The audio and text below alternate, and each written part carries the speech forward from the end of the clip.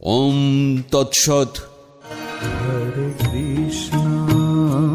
Hare Krishna Krishna Krishna Hare Hare.